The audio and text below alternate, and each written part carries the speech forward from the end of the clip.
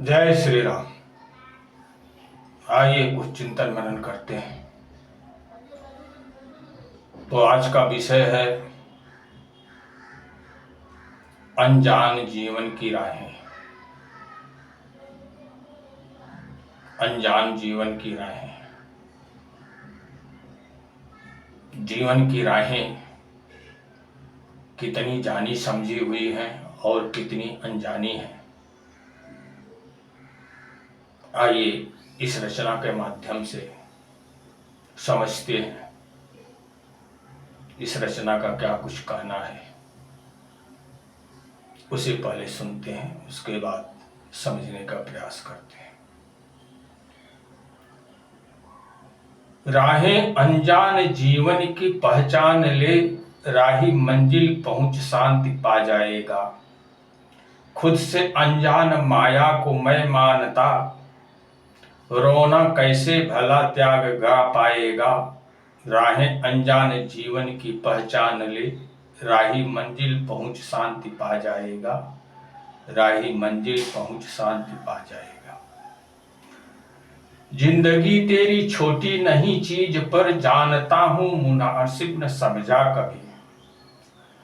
जिंदगी तेरी छोटी नहीं चीज पर, जानना तू मुनासिब न समझा कभी। माया नगरी में हर पल भटकता रहा, आज भी रथ तेरा जी भरा ना अभी। सारा संसार ये शिव भभूति समझ, राख के ढेर में क्या भला पाएगा। राहें अनजान जीवन की पहचान ले, राही मंजिल पहुंच शांति पा जाएगा। राही मंजिल पहुंच शांति पा जाएगा। बाह्य जग माया नगरी का साम्राज्य है। बाह्य जग माया नगरी का साम्राज्य है। दिख रहा जो अभी कब मिटे ना खबर। जो दिखे ना वो सच नाता उससे नहीं, चाह लाखों मगर पर न उसकी फिकर। जबकि जीवन वही बन के खुद जी रहा, यदि न चाहत तो वह दृष्टि क्यों आएगा। राहें अनजान जीवन की पहचान ले, राही मंजिल पहुंच शांति पा जाएगा। राही मंजिल पहुंच शांति पा जाएगा। इंसान चालाक पर खुद ठगा जा रहा। इंसान चालाक पर खुद ठगा जा रहा, श्वासें चलती हैं क्यों ना समझ पा रहा। चिंता इस जग में है अच्छे धन धाम की, कर जतन पाया पर छोड़ कर जा रहा। कर जतन पाया पर छोड़ कर जा रहा। फिर भी समझा न जागा अभागा कभी। फिर भी समझा न जागा अभागा कभी। शांति आनंद सुख कैसे जग पाएगा। शांति आनंद सुख कैसे जग पाएगा। राहें अनजान जीवन की पहचान ले, राही मंजिल पहुंच शांति पा जाएगा। राही मंजिल पहुंच शांति पा जाएगा। खुद से अनजान माया को मैं मानता, रोना कैसे भला त्याग गा पाएगा। रोना कैसे भला त्याग गा पाएगा। संत की बात नादा गलत मानता, जबकि खुद को खुद ही वो नहीं जानता। संत की बात नादा गलत मानता, जबकि खुद को खुद ही वो नहीं जानता। जिसने जाना स्वयं को वो आनंद में, यदि बताए तो संशय भरम शानता। यदि बताए तो संशय भरम शानता। शंभु निर्मल न खुद को बनाया कभी। शंभु निर्मल न खुद को बनाया कभी। नाथ का साथ पा कैसे फिर गाएगा। नाथ का साथ पा कैसे फिर गाएगा। राहें अनजान जीवन की पहचान ले, राही मंजिल पहुंच शांति पा जाएगा।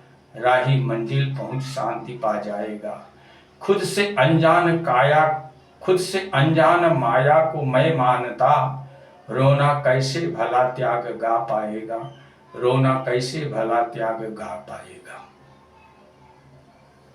ये रचना क्या कुछ संदेश दे रही है। राहें अनजान जीवन की पहचान ले, राही मंजिल पहुंच शांति पा जाएगा। जीवन की राहें, जीवन की वास्तविक राहें क्या है? क्या आज जिस तरह से लोग कंचन कीर्ति कामनी के चक्कर में दीवाने बने घूम रहे हैं, अपने स्वार्थ की सिद्धि के लिए कुछ भी कर गुजर रहे हैं, अपना मतलब साधने के लिए किसी का भी अहित कर दे रहे हैं, क्या ये जीवन की सच्ची राह कही जा सकती है? क्या इस राह पर चल करके कभी मंजिल पाई जा सकती है? आज का इंसान भेड़ बन के जीविकोपार्जन कर रहा है। जैसे भेड़ ऊपर न देख करके नीचे जमीन देखती है और आगे वाली भेड़ किधर जा रही है, बस उधर ही अपना कदम बढ़ाती हुई चली जाती है। आगे की भेड़ समतल मैदान में जा रही हैं या गड्ढे में गिर रही हैं, उसका उन्हें ज्ञान भान नहीं रहता है। अगर आगे की भेड़ खाई में गिर रही हैं तो वो भी उसके पीछे पीछे खाई में गिरेंगी ही गिरेंगी। तो हम कोई पशु योनि को धारण करके इस धरती पर नहीं आए हैं। आज हम इस सृष्टि के सर्वोच्च तन को प्राप्त करके, मानव जीवन को प्राप्त करके इस धरती पर आए हैं। स्वयं के ज्ञान से, स्वयं की बुद्धि से, स्वयं के सोच से और सज्जनों के परामर्श से क्या कुछ उचित होता है, क्या कुछ अनुचित होता है, ये सोच विचार करके ही हमारा आपका जीवन अग्रसर होना चाहिए। लेकिन ऐसा बहुत कम लोग कर रहे हैं। ज्यादा से ज्यादा लोग भेड़ चाल में व्यस्त हैं। तो इससे जीवन का भला कैसे हो सकता है? जीवन की वास्तविक राह कैसे पाई जा सकती है? और इस जीवन की मंजिल पर कैसे पहुंचा जा सकता है? स्वयं विचार करो। जिंदगी तेरी छोटी नहीं चीज पर जानना तू मुनासिब न समझा कभी। ये जिंदगी कोई छोटी मोटी चीज का नाम नहीं है। ये जिंदगी स्वयं में स्वयं एक सृष्टि है। इसे व्यक्ति समझ ही नहीं सका कि ये जिंदगी कितनी विशाल विराट है।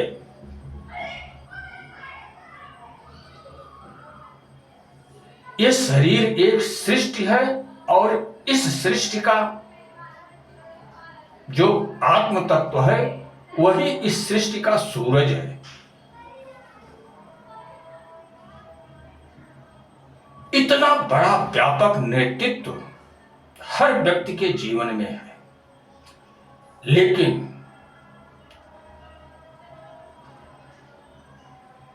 उस धारणा को, उस विचार को वो नहीं समझ पा रहा है। वो असमंजस की स्थिति में फंसा हुआ है। यहां तक भ्रमित है कि मैं जो कुछ कर रहा हूं ये उचित है या अनुचित है, इसका भी उसे ज्ञान भान नहीं है। जबकि उसे नेतृत्व एक सृष्टि के नियामक का प्राप्त हुआ है।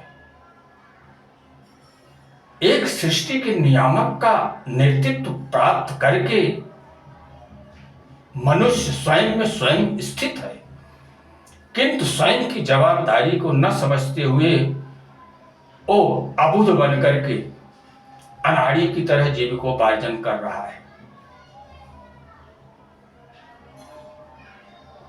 तो उद्देश्य कितना ऊंचा है और करनी कितनी निम्न है, स्वयं विचार कीजिए।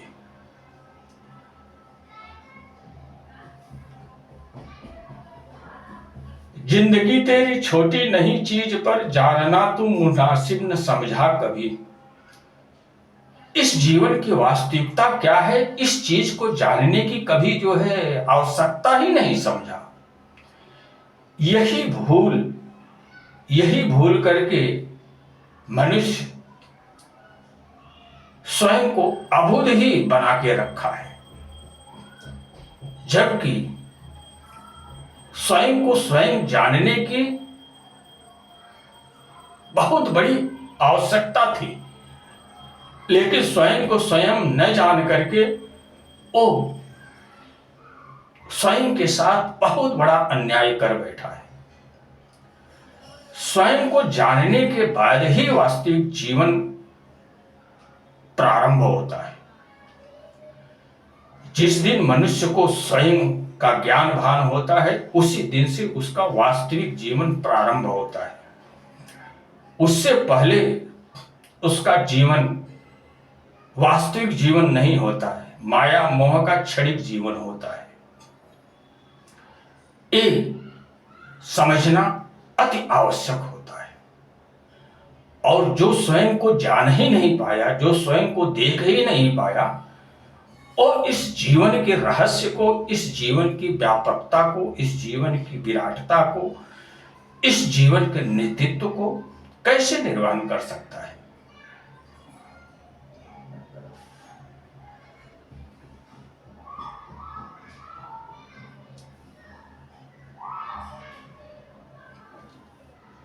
माया नगरी में हर पल भटकता रहा, आज भी तेरा जी भरा ना अभी। इस माया नगर में व्यक्ति भटकता ही रहा, बाह्य चीजों को देखता ही रहा। मैं कौन हूं, मैं कैसा हूं,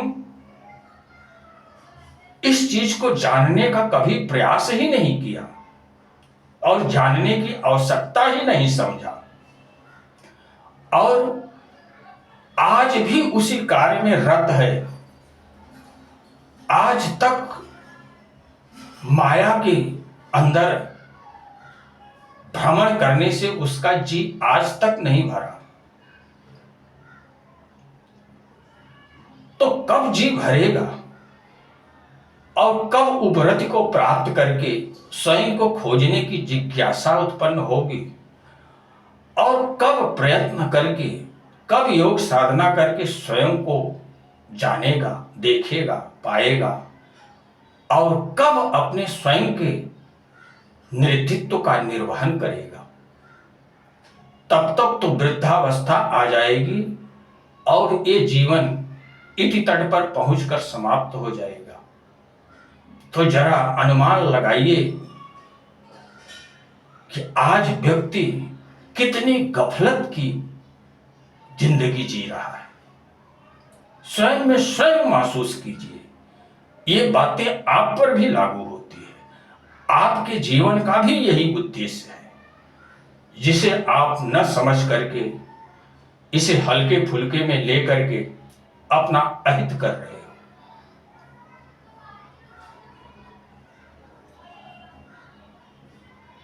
सारा संसार ये शिव भभूति समझ राख के ढेर में क्या भला पाएगा। भगवान शिव सारे संसार को त्याग करके कैलाश पर्वत पर बैठे हैं, अपनी शरीर में भभूति को रमाए हुए हैं, और किसी के ध्यान में सदैव रत हैं, सदैव तत्पर हैं।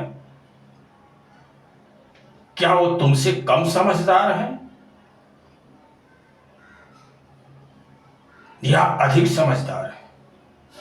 अगर उनसे कम, स्वयं से कम समझदार समझते हो तो उन्हें एक वैरागी समझ करके, मूर्ख समझ करके, पागल समझ करके स्वयं की चालाकी करो और स्वयं की चालाकी का लाभ प्राप्त करो। लेकिन यदि उन्हें स्वयं से अधिक प्रबुद्ध समझते हो, स्वयं से अधिक श्रेष्ठ समझते हो, स्वयं से अधिक ज्ञानी समझते हो, तो वो जो कुछ कर रहे हैं वो उचित ही कर रहे हैं, और उनके पद चिन्हों का अनुगमन करके अपने जीवन को सार्थक बनाने का प्रयास करना चाहिए।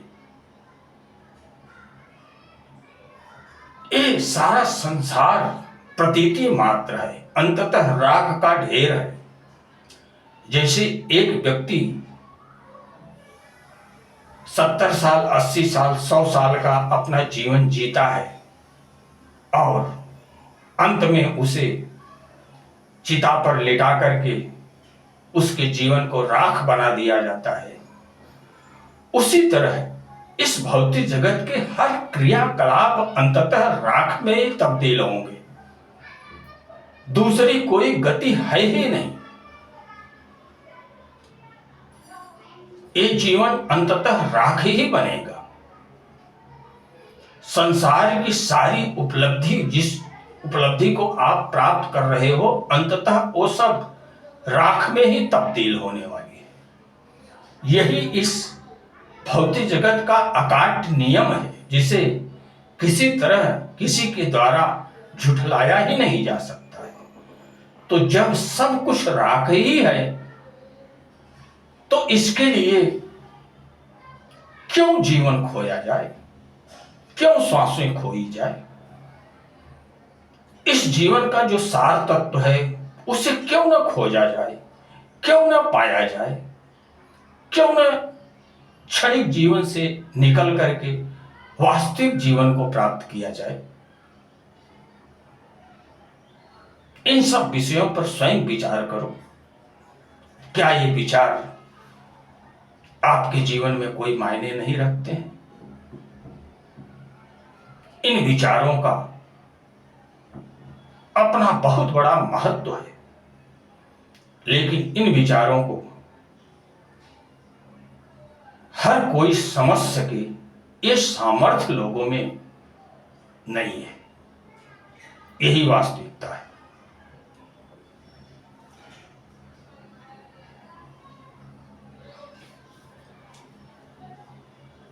बाह्य जग माया ठगने का साम्राज्य है, दिख रहा जो अभी कब मिटे ना खबर। जो दिखे ना वो सच नाता, उससे नहीं चाह लाखों मगर पर न उसकी फिक्र। जबकि जीवन वही बन के खुद जी रहा, यदि न चाहत तो वह दृष्टि क्यों आएगा, यदि न चाहत तो वह दृष्टि क्यों आएगा। राहें अनजान जीवन की पहचान ले, राही मंजिल पहुंच शांति पा जाएगा, राही मंजिल पहुंच शांति पा जाएगा। ये बाहरी जगत जितना भी दिख रहा है सब कुछ प्रतीति मात्र है। प्रतीति का मतलब जो कुछ भी दिख रहा है वो दिख तो रहा है, लेकिन कब मिट जाएगा इसका कोई भरोसा नहीं है। और जो कुछ इन चर्म चक्षुओं से नहीं दिख रहा है वही सत्य है। जो नहीं दिख रहा है वही सत्य है, जो दिख रहा है वो सब कुछ असत्य है। यही इस संसार की अद्भुत वास्तविकता है।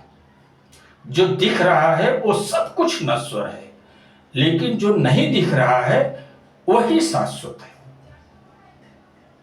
जिन श्वासों से आपका जीविकोपार्जन हो रहा है, जिन श्वासों को लेकर के आप एक एक पल इस जीवन को अग्रसर बना रहे हो, वो श्वास भी तो नहीं दिख रही है, लेकिन उसी श्वास के द्वारा आपका जीवन आबाद है। क्या इस बात पर कभी विचार किए? क्या इस चीज को कभी सोचे समझे?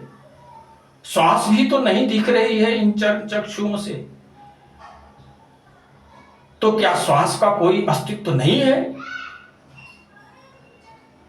सांस शाश्वत नहीं है?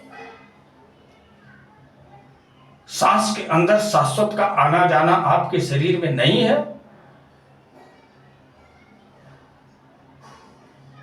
ये सब गहन विचार करने की बातें हैं, जिसे व्यक्ति समझ नहीं पा रहा। जो दिख रहा है वही झूठ है और जो नहीं दिख रहा है वही सत्य है। लेकिन बात ऐसी है कि जो नहीं दिख रहा है उससे कोई नाता ही नहीं है, उससे कोई जान पहचान ही नहीं है, उसके प्रति कोई आदर सम्मान ही नहीं है। जब उससे कोई किसी तरह का रिश्ता ही नहीं है तो आखिर व्यक्ति उसे माने क्यों, व्यक्ति उसकी तरफ अग्रसर क्यों हो। तो यदि न दिखने वाली शक्ति श्वास आपको जीवन प्रदान कर रही है, हवा होती है ऐसा आप एहसास कर रहे हो, दिख नहीं रही है किंतु है, तो ठीक उसी तरह इन सांसों के माध्यम से जो शक्ति हमारे आपके हृदय में आ रही है, जा रही है, जो हर पल हमको और आपको जीवन प्रदान कर रही है, वो शक्ति भी तो नहीं दिख रही है हवा की तरह। तो क्या उसे भी खोजना, जानना उचित नहीं है? हमको आपको उसकी आवश्यकता है, उसको हमारी आपकी आवश्यकता नहीं है, क्योंकि वो अपना कर्तव्य निभा रहा है, वो सांसों में आ रहा है, जा रहा है, हमको और आपको जिला रहा है। वो अपना कर्तव्य एक तरफ निभा रहा है और दूसरी तरफ हम अपना कर्तव्य नहीं निभा पा रहे हैं, उसे जानने के लिए, उसे खोजने के लिए तत्पर नहीं हो रहे, उसे खोजने का प्रयास नहीं कर रहे हैं। और इसी वजह से हमारा ये जीवन निरर्थक व्यतीत होता जा रहा है। जिस दिन हम उसे जानने की कोशिश, उसे देखने की कोशिश में लग जाएंगे, उसी दिन से हमारा जीवन सार्थक बनना प्रारंभ हो जाएगा। जीवन की ये वास्तविकता है। संसार में लाखों चीजों की चाहत है, ये पालूं, वो पालूं, ऐसा कर लूं, वैसा कर लूं, ये शौक पूरी कर लूं, वो शौक पूरी कर लूं, लाखों चाहत हृदय में है। लेकिन जो हमारे जीवन को चला रहा है, उसे देख लूं, उसे जान लूं, उसे पालूं, इस चीज की कोई चाहत हृदय में नहीं है।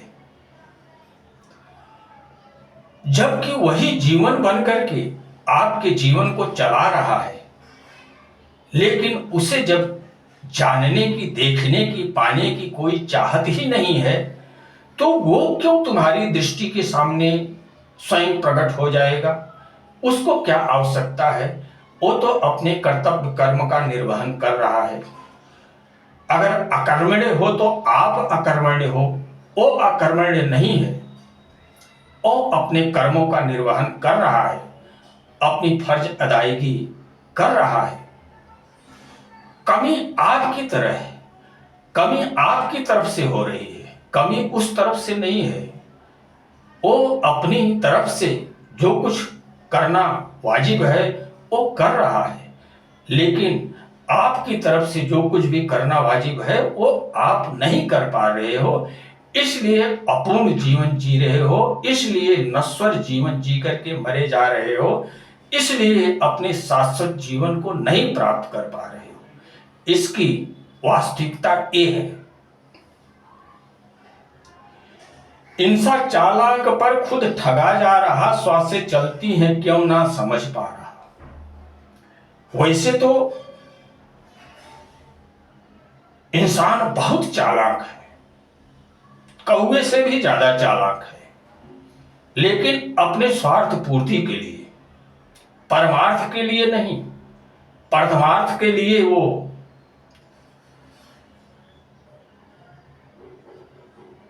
संकुचित हो जाता है। परमार्थ में उसका, परमार्थ के लिए उसकी कोई चालाकी काम आती नहीं, परमार्थ को करना वो निरर्थक समझता है, जबकि परमार्थ में ही उसका स्वार्थ निहित है। परमार्थ करके ही वो अपने स्वार्थ को सिद्ध कर सकता है। तो इंसान कितना चालाकी करेगा, कितना चालाकी करेगा। यहां चालाकी की आवश्यकता नहीं है, यहां श्रद्धा भक्ति की आवश्यकता है, यहां समर्पणपन की आवश्यकता है, यहां अपने जीवन को पूर्ण बनाने का चिंतन मनन करने की आवश्यकता है। इंसान चालाक पर खुद ठगा जा रहा, श्वासें चलती है क्यों ना समझ पा रहा। ये श्वासें क्यों चल रही हैं, इस चीज को वो नहीं समझ पा रहा है। इन श्वासों का क्या कुछ अर्थ है, क्यों हमें कोई शक्ति 60 साल 70 साल 80 साल 100 साल जीवित रख रही है। इस चीज के रहस्य को मनुष्य नहीं समझ पा रहा है, इस चीज को नहीं समझ पा रहा है और इसका दुरुपयोग भोग वृत्ति में कर रहा है। जबकि इसका उपयोग यदि योग वृत्ति में करता तो उसके जीवन का भला हो जाता, लेकिन योग वृत्ति में इसका उपयोग न करके इसका उपयोग स्वयं के स्वार्थ भोग वृत्ति में कर रहा है, इसलिए उसका अधः पतन होता चला जा रहा है। चिंता इस जग में है अच्छे धन धाम की, कर जतन पाया पर छोड़ कर जा रहा। इस संसार में ज्यादा से ज्यादा धनवान हो जाए, ज्यादा से ज्यादा मान सम्मान वाला बन जाए, ज्यादा से ज्यादा सुख भोग भोग ले, सुंदर से सुंदर घर हो, अच्छा से अच्छा जीवन हो, कार कोठी बंगला वाला जीवन, रईसी जीवन हो, इस चीज को चाह रहा है और इस चीज को पा भी रहा है।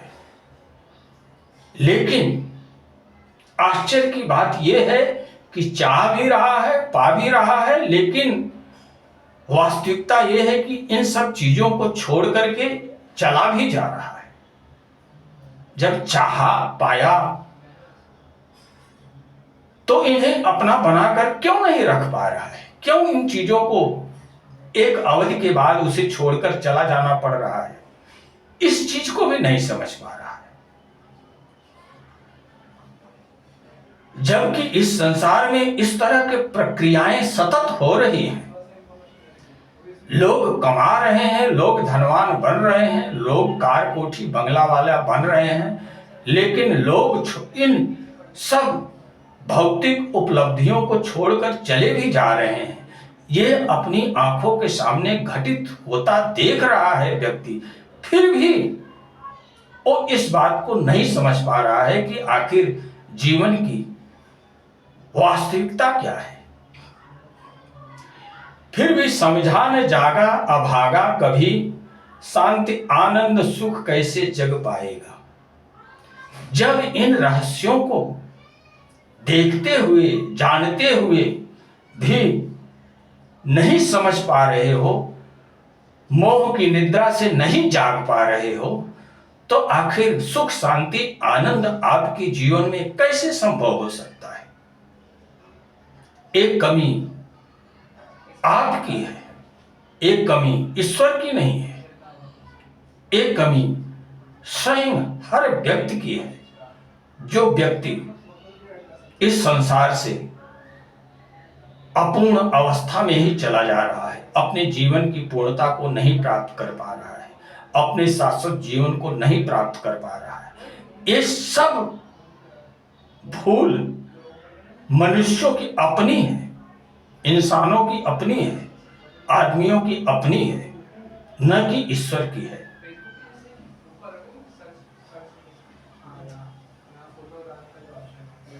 संत की बात नादा गलत मानता, जबकि खुद को खुद ही वो नहीं जानता। अगर कोई संत महात्मा पहुंचा हुआ फकीर उसे समझाता भी है तो वो इन सब बातों को मिथ्या समझते हुए उसकी बातों को अपवाद समझता है और उसे भुला करके दूर हट जाना चाह रहा है। जबकि वास्तविकता यह है कि उसे स्वयं का स्वयं ज्ञान भान नहीं है, वो स्वयं अज्ञान की परिधि में फंसा हुआ है। लेकिन यदि कोई उसे अज्ञान की परिधि से निकाल करके ज्ञान की परिधि में ले जाने का प्रयास कर रहा है, तो उसकी बातों पर उसे विश्वास भी नहीं है। उसकी बातों को वो अपवाद समझ करके, उसकी बातों को दूर फेंक करके पुनः अपने भेड़ चाल में व्यस्त हो जा रहा है। ऐसा करते हुए मनुष्य जीविकोपार्जन कर रहा है, जिसे महसूस किया जा सकता है, जाना जा सकता है, समझा जा सकता है। संत की बात नादा गलत मानता, जबकि खुद को खुद ही वो नहीं जानता। जिसने जाना स्वयं को वो आनंद में, यदि बताए तो संशय भरम सानता। अब जिसने जीवन के रहस्य को जान लिया है, समझ लिया है, वो फकीर बन करके, वो संत बन करके, उसके पास एक झोली के सिवा कुछ भी नहीं है। वो जिस दरवाजे पर पहुंचता है वहां से भिक्षा मांग करके अपनी उदर तृप्ति कर लेता है और आनंद पूर्वक इस धरती पर विचरण करते हुए लोगों को जगाने का कार्य कर रहा है। उसके पास धन दौलत नाम की कोई चीज नहीं है, फिर भी वो प्रसन्न होकर इस धरती पर विचरण कर रहा है, लोगों की भलाई कर रहा है। लेकिन वो जो बातें बता रहा है लोगों को, उसकी बातों को लोग जो है संशय भ्रम में सान करके, असत्य समझ करके, अपवाद समझ करके उसकी बातों पर अमल नहीं कर रहे हैं और अपनी भेड़ चाल पर ही विश्वास करते हुए अपना जीविकोपार्जन कर रहे हैं। तो भला किसी में कैसे सुधार आ सकता है? शंभु निर्मल ने खुद को बनाया, कभी नाथ का साथ पा कैसे फिर गाएगा। जिस व्यक्ति ने अपने दुर्विकारों को मिटाया नहीं, अपने पन को निर्मल बनाया नहीं, वो अपने आप को कैसे जान सकता है, कैसे समझ सकता है, कैसे सुख शांति आनंद को प्राप्त कर सकता है? संभव ही नहीं है। और ऐसा व्यक्ति स्वयं को स्वयं देख करके पूर्ण कैसे बन सकता है? और जो इस सृष्टि रूपी शरीर में सूर्य के समान आत्माधारी व्यक्ति है, वो अपने वर्चस्व को, अपने नेतृत्व को, अपने प्रभुत्व को भला कैसे समझ सकता है, जब तक वो स्वयं को देखता नहीं, जानता नहीं? तब तक वो एक अज्ञानी जीवन, पशु का जीवन जीते हुए इस संसार में अपनी मौत की तरफ बढ़ रहा है। यही इस रचना का कहना है। तो आप भी जीवन को धारण करके इस सृष्टि में आए हो। जीवन की पूर्णता प्राप्त करना आपका भी परम कर्तव्य है, क्योंकि जब तक आप जीवन की पूर्णता को नहीं प्राप्त कर लोगे, तब तक स्वयं को स्वयं ही जान नहीं पाओगे।